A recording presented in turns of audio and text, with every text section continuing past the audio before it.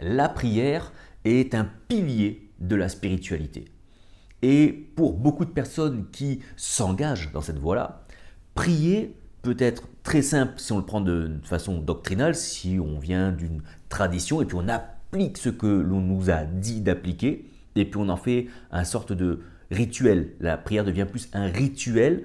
Est-ce qu'elle doit l'être? Pas trop. Pour d'autres personnes, c'est très compliqué parce que c'est quoi prier? Est-ce qu'il y a une position pour prier? Est-ce qu'on doit être assis, debout, à genoux, tourné vers l'est, vers l'ouest, le nord, le sud? On ne sait pas. Prier, est-ce que je dois parler à haute voix? Est-ce que je dois me taire? Est-ce que je dois penser, ne pas penser? Est-ce que je dois m'adresser à quelqu'un en particulier? À qui? Est-ce que je dois m'adresser déjà tout court à quelque chose ou à quelqu'un? Ou pas? Dès qu'on commence à gratter, ça peut paraître compliqué. Pour d'autres personnes, c'est très simple. C'est comme ça. Voilà, c'est comme ça qu'on fait, on récite, point barre. D'ailleurs, notre livre sacré nous a expliqué comment prier. On en a une qui est toute faite, qui est toute tracée, il n'y a plus qu'à la répéter. Et si tu y crois fort, ça marchera. Hein, c'est comme un peu avec le Père Noël, si tu y crois fort, ça marchera. Regardez la vie de ceux qui vous disent ça. Et dites-moi si vous voyez une quelconque incarnation divine dans leur vie. Et spoiler alerte, non. Non. Donc, c'est quoi prier et qu'est-ce que ce n'est pas prier? Prier, ce n'est pas demander des choses que l'on souhaiterait. D'accord? Et quand bien même on le voudrait très très fort dans notre cœur, ça marchera. Non. Non. Ça ne marche pas comme ça. Prier. Alors, je vais prendre la racine, la tradition, on va dire, l'enseignement chrétien du Christ, ce qui nous en est parvenu.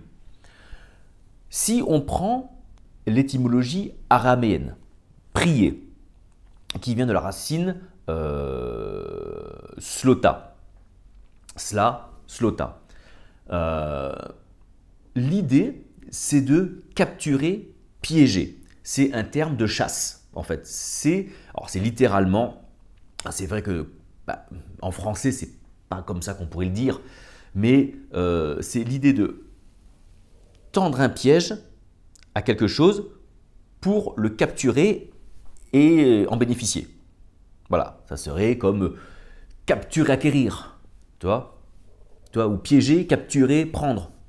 Voilà, bon, tout n'est pas translationnable, traduisible dans toutes les langues, mais le sens araméen de slota, c'est cette idée-là, d'accord? Donc déjà, tu te mets en termes de chasseur, tu ne mets pas un piège n'importe où.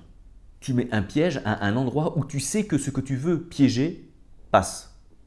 Oui. Si tu veux, tu ne vas pas mettre un piège à loup au fond d'une rivière. Ça paraît évident. Hein. Tu ne vas pas mettre, ou tu ne vas pas aller pêcher du saumon en plein désert. Voilà. Je sais, ça paraît évident, mais parfois il faut expliquer. D'accord? Donc, vers quoi on va se tourner, ça va être une question d'intention déjà. Et oui, vers quoi on s'oriente? Où est-ce que l'on va? Vers quoi on se dirige? Ou vers quoi l'on se dirige? Ou vers quoi l'on se dirige? Ouais, c'est français, à peu près.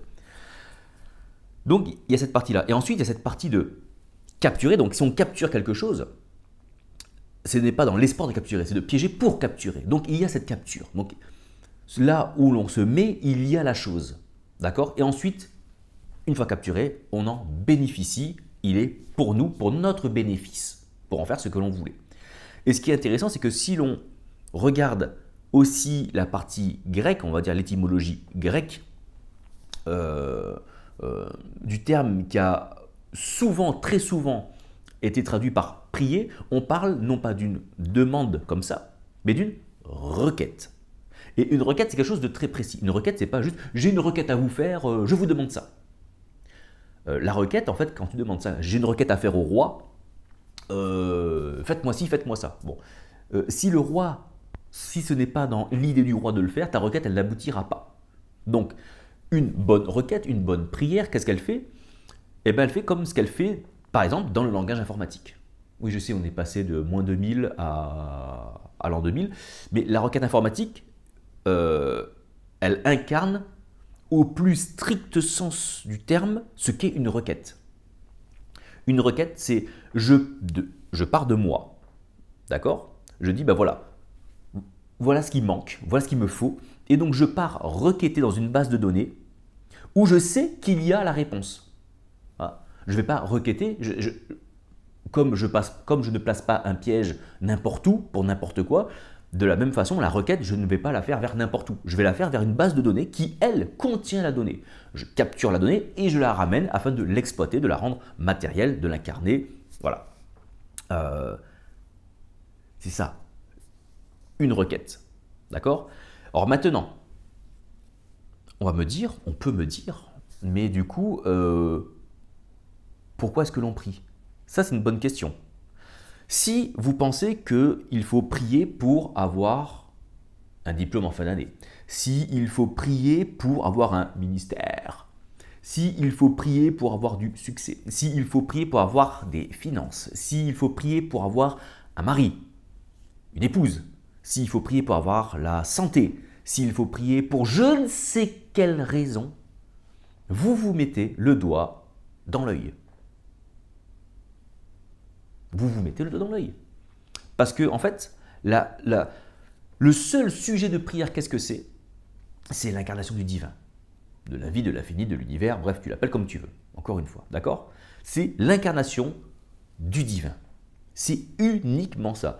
Et encore une fois, si on se réfère juste à l'enseignement de Jésus, ne priez pas en vain, car votre Père qui est dans les cieux, c'est d'avance ce dont vous avez besoin. Donc, il n'y a pas besoin de prier pour quelque chose de précis, pour un thème en particulier, pour un thème en général. On va prier pour ci, on va prier pour ça. Ça, c'est quand je venais du monde évangélique, putain, il y avait un programme de prière sans déconner. Alors, là, tel jour, telle heure, on va prier pour ça très spécifiquement, pour cette personne-là, pour son problème-là. Là, ensuite, on va prier pour ça, là, on va prier pour ça, là, on va prier pour ça, là, on va prier pour ça.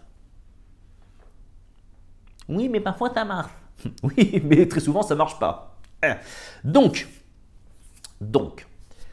lorsque l'on prie pour que la vie du divin, même pas la vie du divin, pour que le divin, pour ce qu'il est, vienne s'incarner, vienne vivre, exister à travers nous. Il est en nous, on va le chercher à l'intérieur de nous. Par la prière, on vient sonder, requêter, saisir le divin qui est en nous, le faire remonter dans la conscience, l'intellect, afin qu'il s'exerce, qu'il existe au travers de nous. On vient faire comme une communion avec lui. Le Père et le Fils ne font qu'un. D'accord? Ils se confondent tous les deux. Il y a la forme du Fils et l'essence du Père, si on veut. Si on veut prendre cette image du Père et du Fils. D'accord? Et donc, prier, c'est juste prier pour que Dieu vive à travers moi. Et si Dieu vit à travers moi, alors il rétablira les choses qui doivent être rétablies. Et c'est lui qui sait ce qui doit être rétabli, parce que c'est lui qui est en harmonie avec tout. Il est même l'harmonie avec tout. Donc le but, c'est que nous, en tant que, comment je pourrais dire ça, singularité, en tant que fils, l'on revienne, l'on retourne, l'on réintègre, si on veut, cette grande harmonie. Et nous, parfois, on croit que réintégrer la grande harmonie, ça passerait par ça, ou par ça, ou par ça. Eh ben non, ça passe pas par ça. Donc nos prières, en fait, elles valent rien, parce qu'on ne sait pas ce qu'il nous faut. En fait, donc ça sert à rien de prier pour ci ou pour ça, parce qu'on ne sait pas ce qu'il nous faut. On aimerait ça. Ah, on aimerait avoir ça. Mais est-ce que c'est ce qu'il nous faut? On ne sait pas. Donc tout ce qu'il faut faire, c'est juste prier pour prier. C'est la prière désintéressée, c'est la prière qui est juste là, sous forme de saisir le divin pour le prendre et l'incarner. Un peu comme la fameuse scène des apôtres qui ont prié pour recevoir le Saint-Esprit. Ils n'ont pas prié pour recevoir le Saint-Esprit, ils ont prié et ils ont attrapé, saisi le Saint-Esprit. C'est d'ailleurs le mot qui a été traduit par recevoir, le mot grec, en fait, peut être traduit, et c'est même son sens premier, par prendre de la main et tirer vers soi. C'est encore plus précis que ça, tu vois. Donc, c'est quand même très, très, très, très, très cohérent. Ce que je te raconte là de la prière, ce n'est pas... je ne l'ai pas lu dans un livre, d'accord? Ce n'est pas mon interprétation d'un bouquin religieux, théologique. Ce n'est pas mon interprétation personnelle d'un discours, d'une prédication que j'aurais entendue sur YouTube ou dans une église ou ailleurs. C'est mon interprétation toujours, effectivement. Il y a toujours un filtre personnel, bien évidemment, sur l'expérience que j'ai fait du divin. D'accord? Et ça fait maintenant 5 ans. Ah oui, ça fait plus de 5 ans maintenant. D'accord? Que c'est incarné. Ok?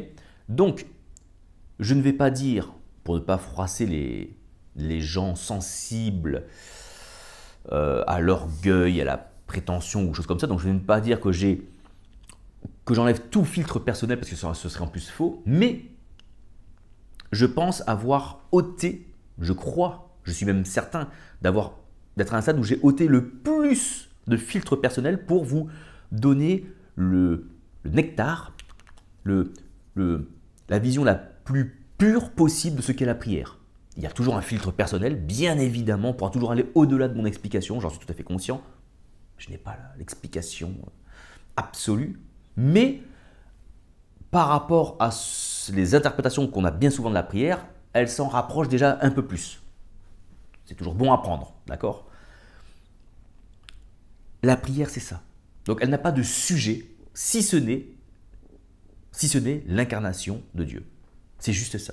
Donc, une fois que tu as compris ça, tu as bien compris que ta prière, à qui elle s'adressait, vers qui elle allait, vers Dieu. Parce que, oui, pour beaucoup de personnes, ça paraît évident. Et pour d'autres, il y a Marie, il y a Jésus, il y a du monde.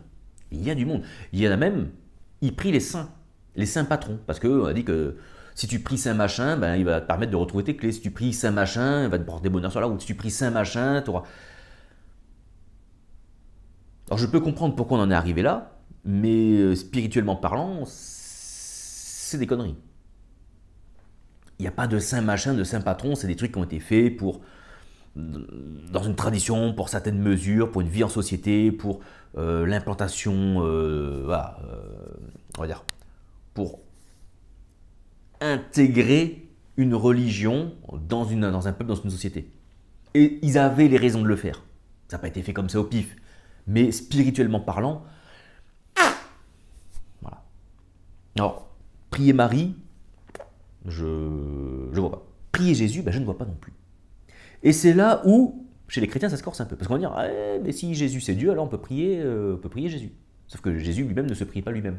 Il priait son Père, il priait Dieu. C'est comme ça que les Juifs appelaient Dieu. Ils appelaient ça le Père. D'accord? Tout l'enseignement de Jésus nous dit qu'il faut prier le Père, donc Dieu, l'absolu, le tout, le un. D'accord? On peut l'appeler Yahvé, on peut l'appeler Allah. D'ailleurs, en araméen, quand Jésus parle de Dieu, il disait Allah.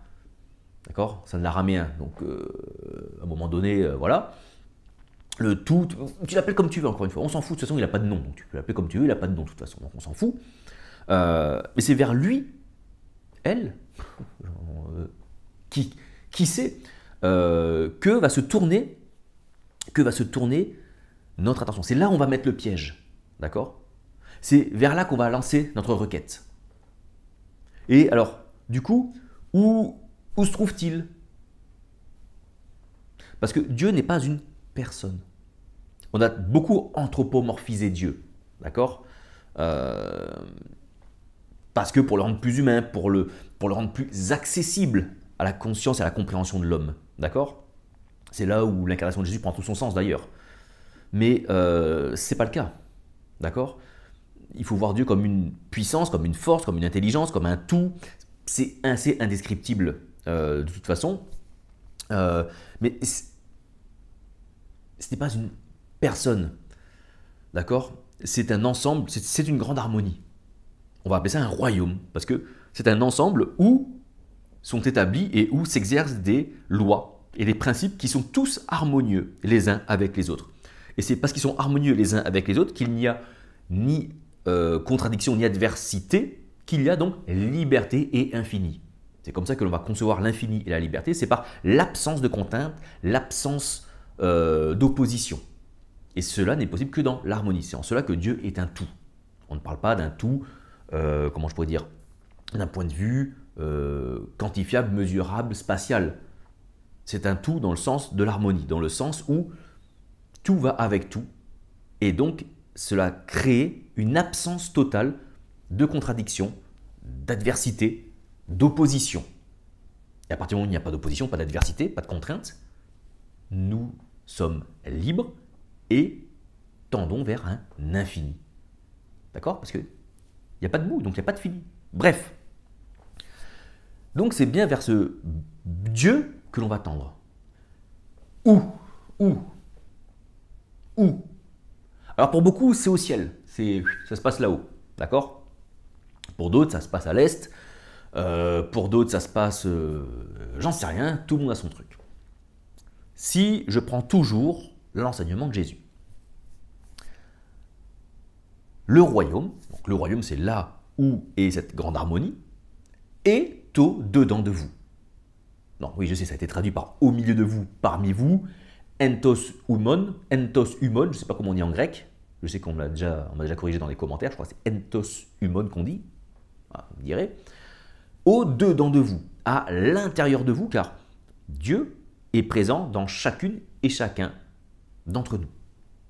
Alors, est-ce qu'il a fleuri, est-ce qu'il s'est incarné, est-ce qu'il s'est glorifié, est-ce qu'il s'est rendu vivant et existant à travers nous?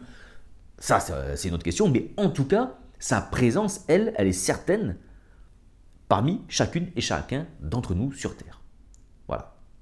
Et donc, chaque individu va aller chercher Dieu à l'intérieur de lui. Et ne me faites pas dire ce que je n'ai pas dit. Je ne suis pas en train de vous dire que Dieu, c'est vous, votre ego, et qu'il faut chercher à l'intérieur de sa psychologie pour trouver ce qui on est. Non, non, non. Je ne parle pas de ça. Je parle de descendre, de transcender l'ego, de descendre au milieu de soi, ça va être la mort en soi-même. Hein. Transcender l'ego, c'est la mort en soi-même, puisque l'ego est notre identité, le transcender, c'est transcender notre identité, c'est une sensation de mort, c'est la mort en soi-même. Et lorsque l'on passe ce cap, si vous me permettez l'expression, on tombe sur cette union de la conscience, qui est notre singularité, qui vient toucher le divin, et ce divin-là vient comme remonter dans notre conscience, et là il va prendre une réalité, il va venir s'incarner. Le Père et le Fils ne font plus qu'un. D'accord? Donc il y a une confusion entre les deux, une confondation, on les confond, confusion, donc confusion, j'en perds mon latin, il n'y a plus de distinction entre les deux. D'accord? Tout cela dans un processus, bien évidemment, ça ne se fait pas comme ça du jour au lendemain, tu auras compris. D'accord? Alors maintenant, je sais que certaines personnes vont me dire, mais si, on peut prier Jésus. Parce que Jésus, c'est ce qu'il dit. Priez en mon nom. Et ça, prier en mon nom, c'est quelque chose qui, quand même, s'il n'est pas compris, effectivement prête à confusion. Dans nos cerveaux d'occidentaux, prier en mon nom, c'est comme si un gendarme t'arrête et te dit au nom de la loi, je vous arrête. C'est-à-dire que du coup, le gendarme représente la loi, ce grand principe, et donc il a cette autorité. Et donc, prier au nom de Jésus, ça serait prier avec le nom de Jésus, donc en se prenant pour Jésus, qui lui détient l'autorité. D'accord? Ça, c'est une compréhension erronée des choses. Pourquoi? Parce qu'il faut juste faire quelques recherches sur la langue qui était utilisée, c'est-à-dire l'araméen, très probablement. Hein. En mon nom est un idiome. Un idiome, c'est quoi? C'est une figure de style, c'est une expression comme il pleut des cordes, etc. En mon nom qui signifie, si on voudrait le traduire en bon français, qui pourrait dire de la même manière que moi, de la même façon que moi, à ma manière, à ma façon. Donc, prier à ma façon, prier selon ma manière. Voilà. Et oui, et ça change quand même bien les choses. Du coup, s'il faut prier de la même façon que Jésus, et pas en son nom, c'est plus tout à fait la même chose. Donc du coup, il nous faut juste bah, savoir comment prier Jésus, on ne nous en dit pas beaucoup plus. À la question que les apôtres nous disent, mais comment on doit prier? Il y a le Notre Père. Attention, j'ai fait une vidéo sur le Notre Père. Fouillez un petit peu dans la chaîne, ou si j'y pense, je la mettrai quelque part par là, ou en dessous dans la description, je ne sais pas. Ou sinon, si j'oublie au montage, allez la voir dans les... Voilà. Allez la voir, cette vidéo. C'est comment prier, ou le Notre Père. Voilà. Où je mettrai le lien. Il faut que je pense à mettre le lien en dessous dans la description de la vidéo, ce sera plus simple. Ça m'évitera de faire une vidéo de 3 heures là-dessus, parce que sinon, je suis obligé de mettre plusieurs blocs. D'accord? Donc, allez voir ça pour l'explication du Notre Père. D'accord? Qui en plus, dans un contexte très particulier, c'est un moment donné. Pour moi, elle n'est pas intemporelle, cette prière-là. Mais bon, bref. D'accord? Jésus s'éloigne. Il prie. Mais vous, entrez dans votre chambre, dans le lieu secret, et priez votre Père. Les choses paraissent assez simples. Il suffit d'aller se mettre dans le secret, dans un lieu secret. Quel est le lieu secret que nous avons? Est-ce la chambre? Comme c'est marqué dans la Bible. Ah non, c'est pas la chambre. La chambre n'est pas un secret. C'est pas secret. Ta femme, ton mari, tes enfants, ton chat, ton chien connaissent ta chambre. Voilà. Bon, les toilettes, c'est pas très... Non, tout le monde les utilise. C'est pas secret ça non plus. Quel est le seul lieu, finalement, que seul toi et Dieu peuvent connaître? Là où seul Dieu et toi puissent être au même moment. C'est dans ton cœur. Et je ne parle pas de l'organe qui pompe du sang. Je ne parle pas non plus du centre des émotions. Le cœur, qu'est-ce que c'est le cœur? C'est le milieu, c'est le dedans. Hein, quand on dit le cœur de l'emmental, le cœur du pain, au cœur des choses, c'est-à-dire au milieu du milieu. Bah, comme François Bayrou, pile au milieu, d'accord? C'est au-dedans. Au-dedans, où est le royaume de Dieu? À l'intérieur de vous. C'est là qu'il faut aller chercher. Et ce n'est pas juste de la méditation psychologique, juste une psychanalyse. Souvent, on confond ça avec juste la découverte de son ego. On se met en accord avec lui, et puis on se sent mieux, et puis ah ben maintenant je me sens mieux, j'ai découvert que j'étais Dieu, j'étais mon propre Dieu. J'ai aussi fait une vidéo là-dessus, sur je deviens Dieu. Vous voyez? Non, ce n'est pas ça non plus. D'accord? C'est transcender l'ego, c'est aller au plus profond de soi, c'est aussi traverser son désert, ses ténèbres, et toutes ces choses-là, pour parvenir à l'union mystique. Et là, vous priez.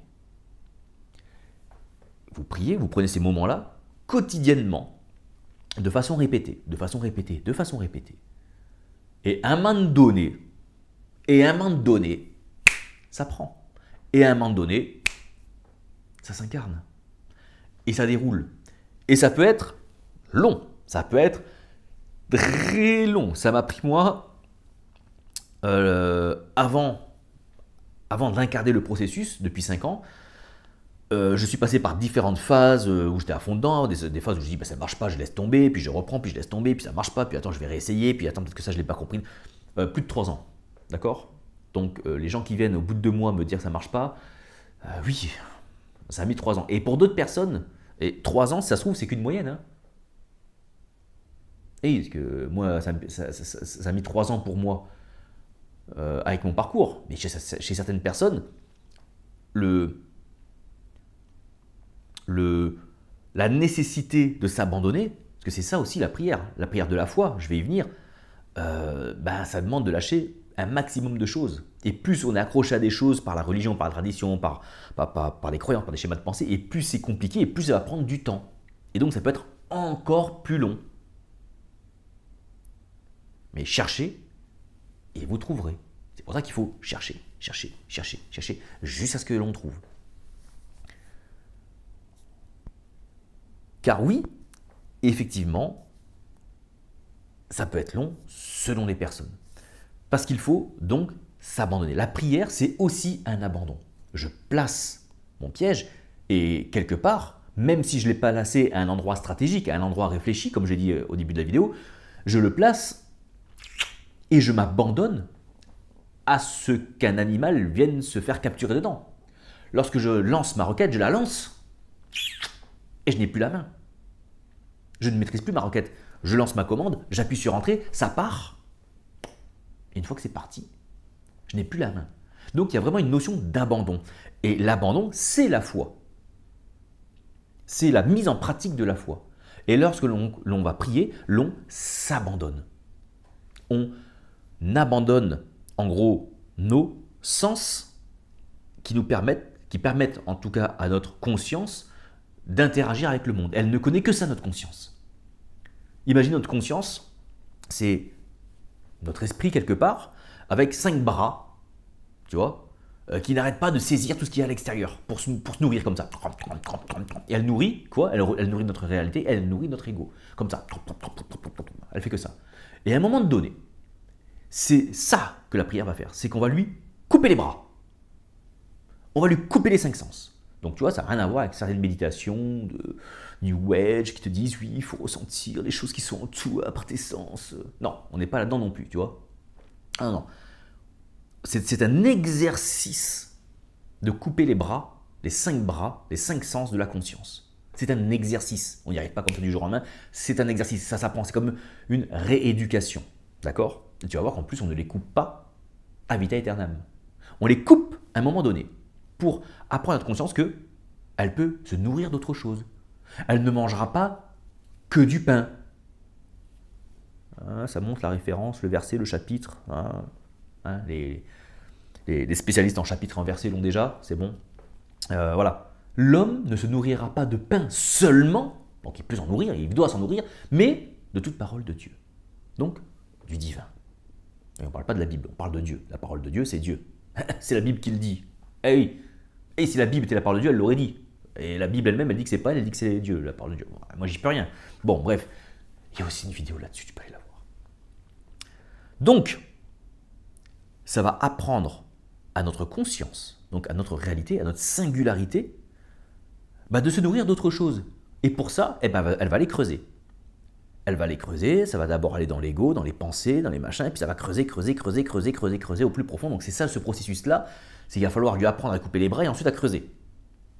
C'est long, selon les personnes, selon les expériences de vie, selon les traumatismes, selon tellement de paramètres. D'accord?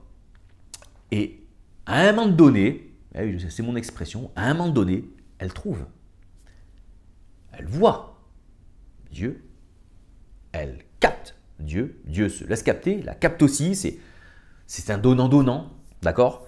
Et Dieu remonte dans cette conscience et vient habiter dans la conscience. Et la conscience incarne Dieu, il devient notre réalité. On vit toujours dans un monde matériel, hein? On ne vit pas en marchant de mètres au-dessus du sol, hein? On est toujours incarné dans la matière. Mais maintenant, c'est nous le maître, c'est nous le roi, c'est nous qui régnons. D'accord? C'est-à-dire que nous ne sommes plus dans le déterminisme des choses, c'est-à-dire qu'on ne subit plus l'extérieur, mais on vient vivre et impacter l'extérieur. D'accord? C'est un retournement de situation. On a fait un retournement intérieur qui on redécoule à l'extérieur. Ça s'appelle la glorification. Il y a la sanctification qui on a la repentance déjà premièrement, on a la repentance qui est le retournement intérieur.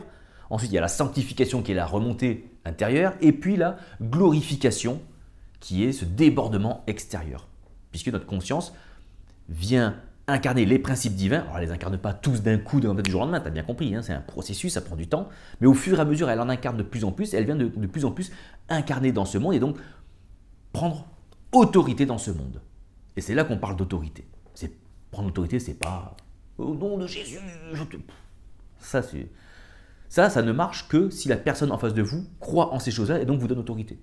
Oui, là, ça va marcher sur la personne. Parce que tout est une question de qu'est-ce que je donne comme autorité à la chose. Et toute chose à laquelle je vais donner autorité va prendre réalité pour moi. Sauf que quand cette autorité s'éloigne, cette réalité disparaît aussi. Et oui. Voilà pour la prière. Voilà ce que je pouvais, moi, vous partager de la prière. Et encore une fois, oui, et non. Je ne sais pas ce que je veux dire. Je ne fais pas ici l'apologie, l'exégèse d'une d'une thèse théologique, d'une prédication qui aurait fait des millions de vues sur YouTube. Ce n'est que ma compréhension de mon expérience personnelle. Et force est de constater qu'en me mettant en relation avec d'autres personnes qui ont vécu cela aussi, l'approche, la compréhension des choses, même si on va l'utiliser d'autres termes, c'est la même. Autrement dit, en me rapprochant de personnes d'autres milieux, d'autres univers, avec d'autres croyances, d'autres schémas de pensée, d'autres expériences de vie, le même événement de l'union au divin nous a montré que la prière, c'est ça.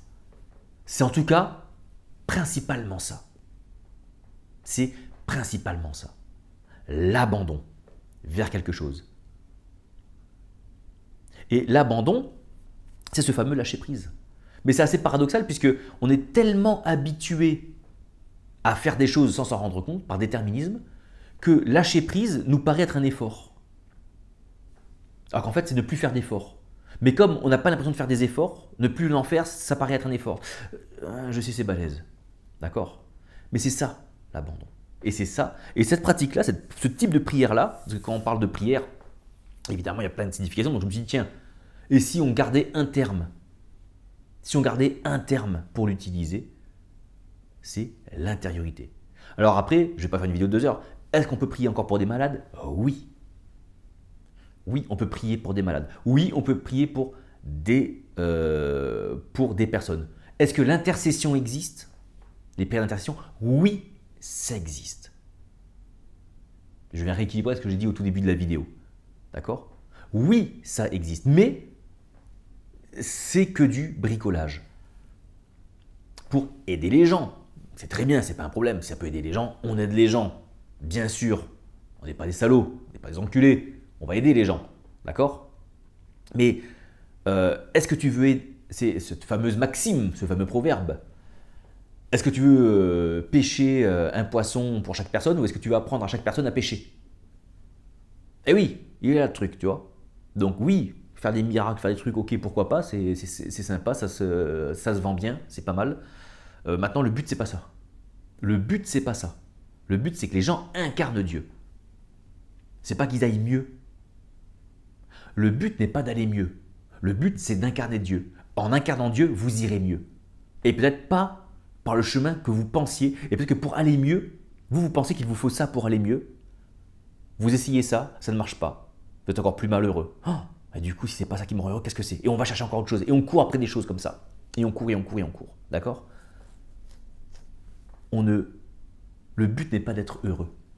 Le but est d'incarner Dieu. En incarnant Dieu, on devient heureux. Ça, c'est une grande différence et que celui qui a des oreilles aussi grandes que moi puisse comprendre. Je vous remercie pour votre attention. À très bientôt pour un prochain partage. Ciao, ciao.